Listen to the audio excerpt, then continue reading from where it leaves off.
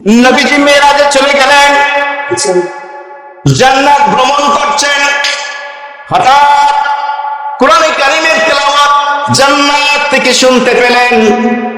আল্লাহর নবী বললেন, জিবরাইল, কোরআনে কারীমের তেলাওয়াত শোনা যাচ্ছে, পরিচিত কণ্ঠকে।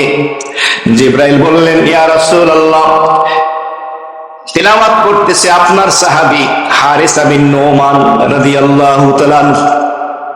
নবী বললেন, জিবরাইল, হারিসা বিন নোমান সে তো এখন ইন্তেকাল করে নাই, মদিনায় এখনো আছে, জীবিত আছে, তাহলে জান্নাতের মধ্যে কিভাবে তার কোরআনের তেলাওয়াত শোনা যাচ্ছে?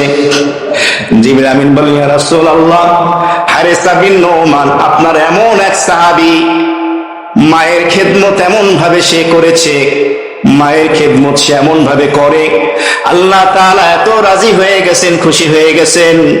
আল্লাহ রাব্বুল আলামিন বলেন, জান্নাতের ভিতরে আমার ওই বান্দা, আমার নবীর ওই সাহাবী হারিসা বিন নোমান দুনিয়ায় যদিও থাকে, যখনই সে তেলাওয়াত করবে, তার কোরআনের তেলাওয়াতের রেকর্ড খানা জান্নাতের মধ্যে ফেরেশতারা বাজাইয়া দিবা। সুবহানাল্লাহ। দুনিয়াতে জীবিত, কিন্তু তার তেলাওয়াতের রেকর্ড বাজতেছে কোথায়? কিসের কারণে? মায়ের খেদমতের কারণে, বাবা মায়ের খেদমতের কারণে।